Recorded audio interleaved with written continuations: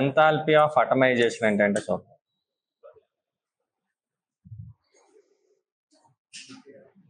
It is the enthalpy change. It is the enthalpy change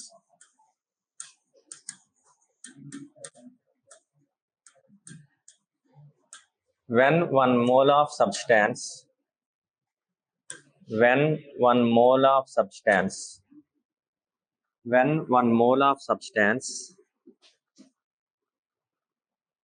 converts into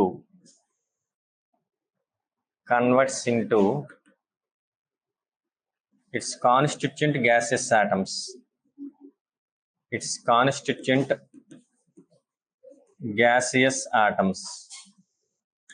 దాని constituent gases atoms గా మారేటప్పుడు enthalpy change ఎంత ఉందో దాన్ని ఏంటంటాం?